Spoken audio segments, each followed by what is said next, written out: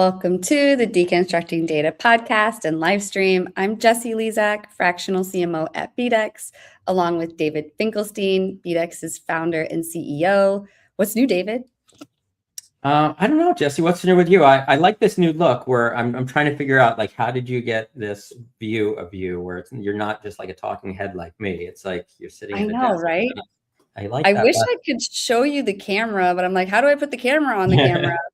I'm actually at a Seattle Founders Capital Summit right now. I was a speaker at the event yesterday, and Reviting's live streaming the event. So I've rented some pretty cool equipment that I'm live streaming with today too for our show. Oh, Yeah. awesome. Oh, that's great. Yeah. Yeah, I mean, I like this. We should think about whether we can change up our view a little bit, because I kind of like that look instead Totally. of Yeah. talking head, you know? Absolutely. And it's just this little like handheld, think of like the old GoPro. Do you remember those cameras, the little GoPro camera? It's like that, but it's got a cool little gimbal head on it. I don't know. I can nerd out on all this hardware all later, but I'm excited about today's episode. Because we had a last minute cancellation to someone having an illness, and the team put out a request, and I was so excited when I heard that Eugina Jordan is coming on the show, because Eugina and I have a TikTok streak going. So if anyone knows what a TikTok streak is, I didn't know until I started chatting with Eugina. But if you DM someone back and forth long enough, they call it a TikTok streak, and then you get points. And so we kind of just kept it going. And so, yeah, we're talking on TikTok every day. So I'm so excited to bring on Eugina to today's show. So today we are excited to welcome on Eugina Jordan. She is the CEO and co-founder of YOUnifiedAI. Welcome to the show, Eugina. Thank you for having me, Jessie and David. Absolutely. Well, we're excited to have you. And we had a really interesting conversation before we went live. So I'm looking forward to digging deeper into that. But before we do, would love for you to introduce yourself to our viewers and listeners a little bit. Give them a little background about yourself and what led you to become CEO and founder of YOUnifiedAI. And I'd love to learn more about that as well. Sounds good. Thank you for having me. I spent 24 years in the wireless industry, and I finished my career as a chief marketing officer. And throughout my career, I helped take companies public. I helped launch new brands. One of them was the most amazing experience at Cisco Systems in 2012. And in another startup, I created a new market category called Open RAN. I ideated 12 patents. And then I felt that I had another startup left in me. And I was looking for a problem that I can solve. And what I realized, and that's what we were talking about backstage, is small to medium-sized businesses and enterprises. They have a lot of tools in their tech stack. Sometimes it's as many as 10 to 15. It's your QuickBooks, it's your HubSpot, it's your ChatGPT, Excel, Gmail, or Microsoft. And none of those tools talk to one another. So customer experience suffers because customer deals fall through. Invoices don't get paid. So we build a platform for non-technical people that connects all those apps and gives small business owners, founders like me, ability to understand what's going on with their business across those pillars: revenue, cash, and customer, in simple ways. And that's what we do. We're launching in 4 weeks. That's awesome. That's exciting. And it's exciting for us to sort of be a small part of your launch and help get the word out there as well. And as I said, before we went live, when you described that, what YOUnifiedAI does, I immediately saw an opportunity for us as a customer, because we're constantly dealing with those kinds of things where systems are not talking to each other. And like I gave as an example, where our engineering team might be working on a project or a request from a client and not even know that the client has outstanding invoices, and like they should not be doing work for a client that has outstanding unpaid invoices. So being able to sort of connect all of those dots so that, for example, when a ticket is created in Jira and the engineer pulls up the ticket, for them to be able to see that there's some sort of flag that tells them that they shouldn't be working on this ticket until this invoice gets paid, gives them an opportunity to let the client know and let us get paid, in a timely manner. And I think that's a perfect example of how I see being able to use a product like yours. So I'm excited about it, but I'm also excited about digging a little deeper into it. So let's jump into the topics. The first topic is data consistency and cleansing for reliable AI systems. So talk to me a little bit about this one and how this ties into what you guys are doing. So David and Jessie, I lived this as we were implementing and connecting different apps. I lived that nightmare because when you work with different apps, some different companies might call a customer record a customer. Other apps might call it a client record. It's the same thing. It's a customer. Mm-hmm. So, and that's the biggest challenge, normalizing that data, understanding that different words might mean the same thing. And it's important to understand what type of data needs to be cleansed. So if I looked at the steps, how we did it, and I do webinars for TechTarget, and I advise enterprise customers and IT customers how they should do data organization and cleansing. You want to do assessment. You want to assess your business tools and then identify the workflows that you want to either automate or you want to bring AI into, or both automation and AI. And once you identify those workflows and the tools, you want to identify the data, because if you're automating, like we were talking, from email into your CRM, on email, it's unstructured data, it's an email from a customer. So there need to be understanding where you're going to store that customer information. It will go into CRM. And then you might want to, based on the intent in email, you might want to run a campaign. So it's very strategic to start with assessing, analyzing data, and then cleansing it, attaching different meta tags, easy for me to say, to those data fields. And unfortunately, it requires human intervention. And in the future, I believe AI systems will be smart enough to be able to understand and help cleanse those data fields. And once this is done, once data fields are unified and tagged, then you can start implementing AI, putting automations in. And I, again, suggest you take one workflow, you do it for one workflow, and you see if it's working. If the data was properly cleansed, the data was properly organized, and then you can move to the next workflow. And I also suggest putting KPIs, attaching KPIs, because obviously things need to be tested, and KPIs should be 90% success rate. If you cleanse the data, organize the data, and attached customer and client, it's the same. So in 90% scenarios, there should be success rate. And then analyze the failures and then improve. So that would be my suggestion, how to clean the data and how organize the workflow so it's successful. Yeah, it's you make a great point in the fact that AI is making this a lot easier today, because before AI was so readily available, I remember having clients in the automotive space, and it's an interesting space because when you're dealing with different vendors of data in automotive space, some use the term automotive, some or automobile, some use car, some use vehicle. And so like there's so many different terms, and we would have all of these data taxonomies that didn't line up because all of these different terms. So we had to create this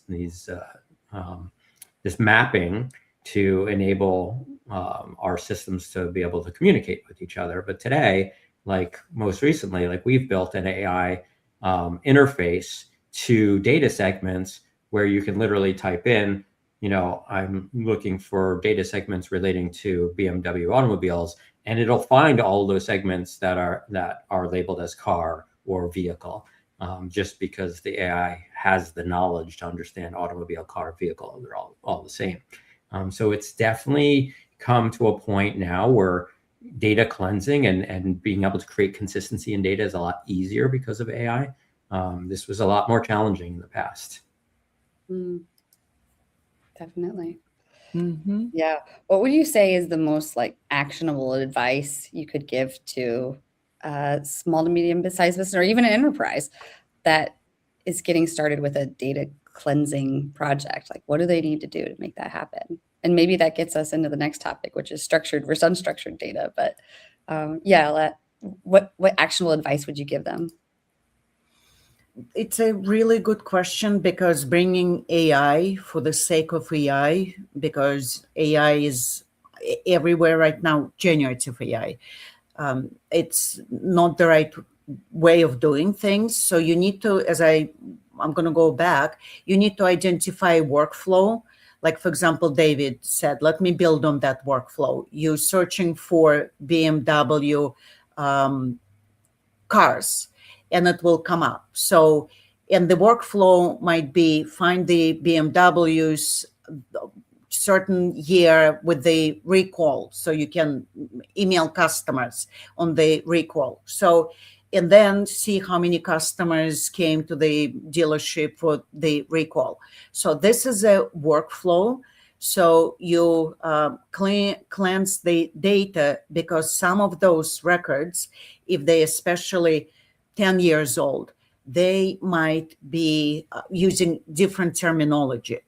So identifying the workflow and then cleansing that data as a part of the workflow, and then measuring the outcomes, how many customers came to the dealership. That's the key, because again, cleansing data for the sake of cleansing, it's not helpful. Yep, that makes perfect sense. Yeah, I've never heard anyone explain that before. I always thought it was always good, it's like cleaning the kitchen. It's always good to clean the kitchen, right? Like cleansing data, we shouldn't always cleanse the data, huh? Nope. Okay. Good to know. Well, structured versus unstructured data strategies for enterprise AI. I remember when I first started working with BDEX, one of the first blogs I ever wrote, this was 3 years ago when we were still doing a lot of blogs, was about structured versus unstructured data. And it really is sort of like, I feel like a baseline part of data that most, I don't know, maybe marketers, obviously the data engineers are thinking about it. And it's just like a common everyday thing. But like, what would you say to, the marketers and all of this? And as you kick off this topic, that's what I'm really curious you would say about structured versus unstructured data strategies for enterprise AI. So again, I've been living structured, unstructured data and trying to understand how it works as we're building our product. So what's interesting about unstructured data, and let me give you an example. Unstructured data is your email. So what's interesting with unstructured data in your emails, it always shows the intent, because humans write those emails and there's tone. So let's say you have a customer X, and a customer is in the CRM, and that which is structured data. There is fields, name, email address, amount, deals closed, and whatnot. So it's all nice, clean, structured. And then you start a campaign with that customer. And then the customer doesn't reply to the campaign email, the customer, she or he, replies to the CEO, because the CEO, it's a smaller company, they sold that product to the customer. And the customer replies saying, I know I got the email from you about having upgrades. I'm not happy with what's happening in my system right now. Customer never opened up a ticket. Customer never complained. But it shows in that unstructured data and email that the customer is not going to renew.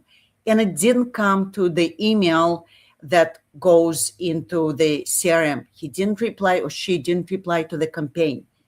They replied to a human. So that's why marketers need to pay a really close attention to that unstructured email, to replies on social comments, because that's unstructured data as well. So if I would classify structured and unstructured data, unstructured data, it's humans expressing their concerns, expressing their thoughts, their how they interact with the brand. So, and there are tools, there are social listening tools that capture that. There are emails tools. And that's why it's very important to make sure that unstructured data, where customer shows intent, frustration, happiness on social or in email, connects to structured data. Because we want, as you know, CEOs or marketers, we want to keep our customers happy. Mm-hmm. Yeah, definitely. Yeah, I think what you're saying is that it's important to have a strategy for both, right? And making sure that the two can interact together, right? So that, you know, all that unstructured data needs to be connected to the structured data so that you know who the client is and so on. But at the same time, you need to be monitoring all of that unstructured data. And I think that's really interesting to think about, like understanding your customers, what they're doing, you know, what they're saying on social media. It's really interesting because there's so many people that talk about their, you know, the products that they use online in social media. And I think that a lot of companies probably don't look at that data, and they don't know what individual, they might know overall what people are saying about their products, but they might not look at it at an individual level and see that there's a segment of existing customers that are saying this versus another segment of existing customers that are saying that. Some may be happy, some may not. And there may be specific reasons why some are happy and some aren't. And if you're not monitoring that and understanding it at the customer level, as opposed to looking at it as a whole, then you're not getting the full picture, and you're not able to service those customers, their needs properly. 100%. And there's such thing as dark social.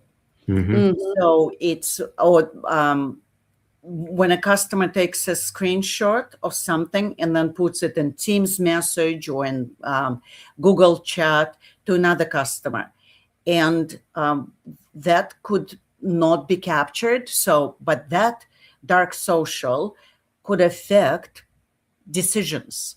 So, and that would be unstructured data as well. And I know there are tools. When I was a CMO, I looked at some of those tools, capturing those, you know, screenshots and that sentiment, because sometimes people would look at your post, they would read the white paper, but they would never like the post or comment on the post, but they might send a link.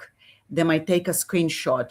And that type of behavior for marketing is super important, because it could come from a happy customer saying, oh my God, look, this company just launched a new product. I love them. And you need to sign up. Or it could be a screenshot goes to another potential client. And it could be, look, they haven't serviced me properly, and now they're launching a new product. Yeah. Yep. Yeah, this is an important lesson learned right here, you know, Mm-hmm. because I mean, it's not something I've really thought about before, but you know, as we're the more we talk about it, the more I'm realizing, like, I see this all the time. Like I'm on LinkedIn, all the time, and I see people talking about, products that they like, talk about products that they don't like. The importance of monitoring that, whether it's LinkedIn, Facebook, Instagram, it doesn't matter. Importance of monitoring that so that a company can understand, not just, like I said, not just globally, but at the customer level, who's happy and who's not. That's super important. It's just really a great lesson to be learned. 100%. It makes me think of the field we have on our intake form. David, how did you hear about us? Where it's not a drop down. We let you write whatever you want. And that data can sometimes be very messy. We get a lot from it. I think it's, and that's where dark social gets captured, is by letting the people just talk. You got to get that unstructured data. So anyway, anything more on unstructured versus structured? I guess we have it structured versus unstructured data strategies for enterprise AI, Eugina? So we can separate small to medium-sized enterprise and large enterprise. So I would look at it from the workflow perspective again. So let's say it's a finance workflow or invoice customer payment workflow, or there's a marketing workflow. Structured and unstructured data will be very different. With finance workflow, it will be mostly structured data. You send in, customer bought something, you send them an invoice, they pay, and then there might be a ticket or an email. So that workflow is very easy to automate and extract insights, assign KPIs. So bringing AI into this type of workflow is very easy. Marketers, as a former marketer, it's very hard to automate workflows where there is so many unstructured data aspects come in. Emails, social. So the workflow needs to be around customer journeys. And if we look at at the funnel, maybe on top of the funnel, it will be a little bit more structured. There will be emails and campaigns, and then there will be reactions. When we start getting deeper into the tunnel and we initiate different workflows, there is a demo, for example, that customer might watch. They might have a pilot running. There will be more unstructured data coming. If it's a demo, I would recommend asking for the permission and maybe scripting it, and then looking at and analyzing the transcripts, what was said in the demo, because when we're presenting the demo, we get excited, and then we look at our notes. Oh, what did they say? So that's important, capturing what they said, how they said it, where it was said. And as we go to the end of the tunnel and the customer is ready to make a purchase, that's where unstructured data becomes very important. And that's how the workflow needs to be structured. If there's a demo in the workflow, so we captured the lead is interested, then there's a demo. And this is where the unstructured demo and analysis comes in. And there are tools that would analyze the transcripts, analyze the emails, and then the customer makes purchase. And then again, unstructured part of the data process comes in.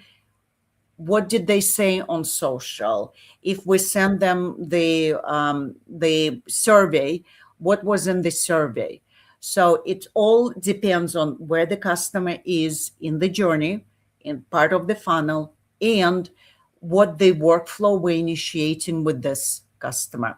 And that's how marketers or any organization needs to build it. Identify workflow where there's a lot of unstructured data, when there's not a lot of unstructured data, and then put the checkpoints where the unstructured data will come in and how it can be interpreted. So for the customer, the experience is smooth and they're happy with their journey with our company or anyone's company. Yeah, and I think that was a really good segue into our next topic, actually, because activating intent signals from fragmented data. So it sounds to me like as we get through that funnel, we're seeing intent signals that we need to activate. And so I'd love to get your thoughts on this topic as well. So I spent a couple of last days, Tuesday and Wednesday, meeting with investors. There's this conference in Durham in North Carolina. And I was meeting with investors, and it was the first meeting, and I was looking for the intent. So, and we can apply this to any, the customer journey. What I was looking for, if there was a match, what kind of founders they're looking for, because I know what kind of founder I am. I am a very capital efficient founder. Is it a fund that looking for capital efficient founders? Do they invest in my location? And so on. So it's asking the right question to identify the intent. There's no other way. Because let's, again, use the marketing example. The workflow, a customer send an email to the CEO, and the customer is saying, you know what, I received the marketing email. Why are you sending me emails when you didn't take care of my issue? So there's an intent that the customer is not happy. So what the CEO needs to do, they need to look at the data. They need to see, was there a ticket opened by this customer? Was there an email? Was there any indication in any of the tools with structured data that the customer was not happy?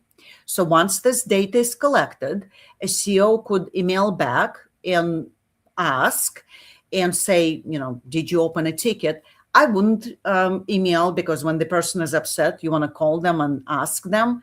But if it's on email and if you want to capture the intent, you would ask those questions with the data points.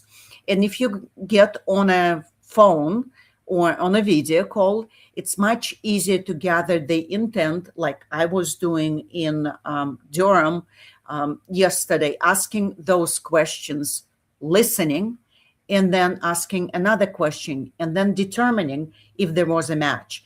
And same with the CEO, the example, getting on a call with the customer, understanding, okay, they didn't open a ticket, but they were upset.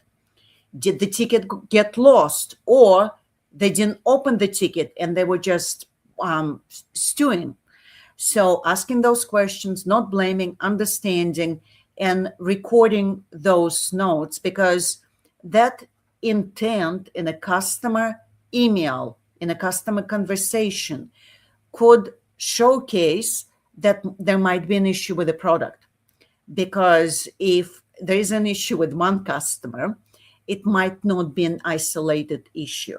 So intent could help business leaders to identify where there might be potential issue before it actually starts. Yeah, that makes perfect sense. So the challenge there is, and I'd say, until YOUnifiedAI is launched, how do we go about automating a process to listen for these intent signals?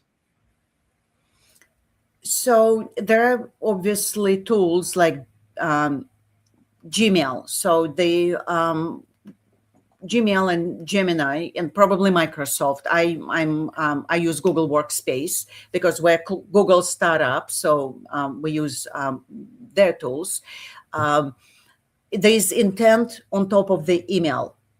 So, and maybe there are tools that can pull that, or there could be, you can connect Gemini, and Gemini can pull those, words, again, unstructured data, that if you see an email that comes in with these words, then store it in this Google Sheets, for example, and then at the end of the day, email to this person, customer name, and what they said.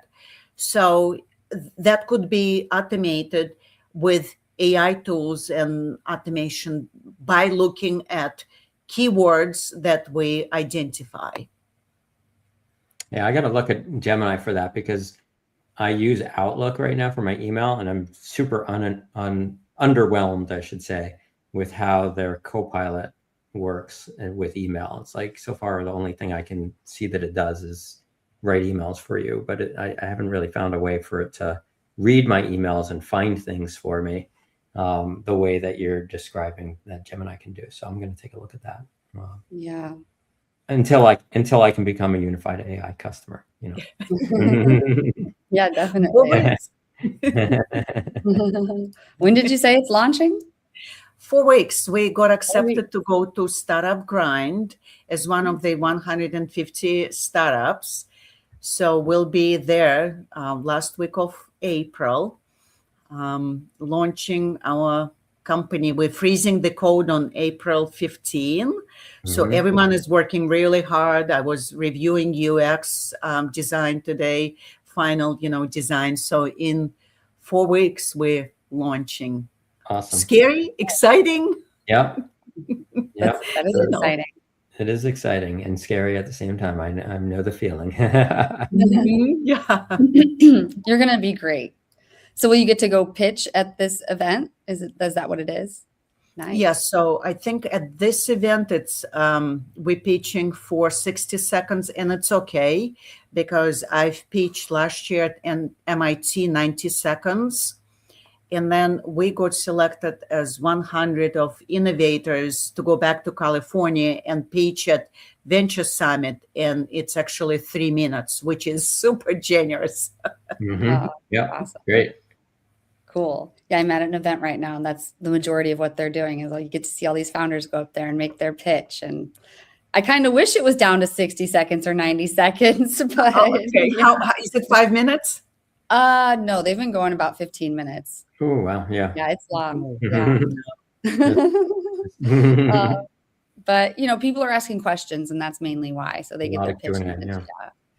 But anyway, anything more on activating intent signals? And I guess one thing I've been wondering too here is what would you say would be an example of one of those fragmented intent signals that you might notice? So fragmented data is data that sits in different buckets, and it might be in your support tickets. Oh, yeah. Because a support engineer might put notes. That's, again, unstructured data, and they might say, oh, this customer called, and I tried to solve it for them, and they hang up. Yeah. So, and then they close the ticket, because there is no action. So, and because it's a closed ticket, it's all hunky-dory, and it's not. Yeah. Right. So, or there might be an email that customer sent. So it's all that intent sits across different applications, or they might send a WhatsApp message, and WhatsApp is a different, animal completely. Yeah. Or they might comment on LinkedIn post saying, you know what, you post this video and the CEO is boasting about, the company. I'm not happy. Yeah. So, and it's more than social listening, because Jessie, as a, CMO, you obviously use social listening. It's customer intent listening across all our tools. And it could be, and the reason it's fragmented, because it sits across different departments. Normally, support never talks to marketing. And marketing, so they close the ticket because the customer hang up. And the next day, marketing might be running a campaign to that customer. And then the customer would say, and they would email the CEO. And then the CEO has to fix it. So if we captured that the customer called and hung up because they were so upset, and what we tried to fix it with that ticket, it wouldn't escalate if we read all those signals and intents that sit across all those fragmented systems. Yeah. I have that problem with Slack, because I have engineers that when they're helping a client with an integration, they create a Slack channel. And so now they're having a direct conversation with the client and the technical team on the client side, but none of that is going into Salesforce. So nobody in sales knows that this conversation is going on. No one in marketing would ever know that, obviously. So if there is an issue, no one on that team would even have any idea what's going on in that conversation unless they were invited to that channel. But even if they're invited to that channel, they then have to sit there and monitor that channel, because it's not in this unified location where sales is using Salesforce or whatever. So these systems need to talk together, talk better, and it needs to be more unified like that in order for that to happen. Absolutely. 100%. Well, we've got one more topic left. I'll transition us into that now. And this is something that we ask all of our guests that come on Deconstructing Data. And we're curious, what are some of your favorite tools in your tech stack, Eugina? Really good question. And because I'm getting ready for the launch, I'm going to talk about the tools that we're using in this stage of YOUnifiedAI. We're relaunching our website in 2.5 weeks. By April 15, it will be relaunched. So for marketing, we're using HubSpot. We're going to be sending emails, running campaigns, having forms connected. For our website, we're moving from Webflow, which was not very easy to manage in the back end. I'm going back to WordPress, and oh my God, they made it so much easier with Elementor to integrate HubSpot forms and all other plugins. So I'm a forever WordPress girl. So that's on the website front. We're Google startup. So we're using all the Google tools. We're using Gemini because we have credits for LLMs in our platform. I use Gemini for anything else to help me review for consistency some of the documents I write. Though for emails, I always go to ChatGPT because ChatGPT is really good in fixing the tone. And I always ask, am I complaining too much in this email? ChatGPT is fantastic. So it's Gemini. And another Google tool that I just fell in love with, Notebook LLM. As a former marketer, it took me in the past days to create graphics, create videos, and my UX and UI designer, he's so talented. I'm so happy with the work he's doing. So he trained Notebook LLM on our brand, tone, voice, messaging, and we produced a whole bunch of graphics for the new website and videos in our tone and our voice. And in the past, it would take days and would cost a lot of money.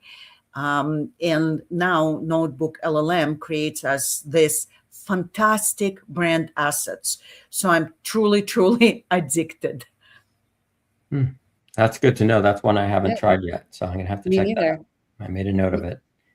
I have a code if you want to, move to Google Workspace. I have a code for you.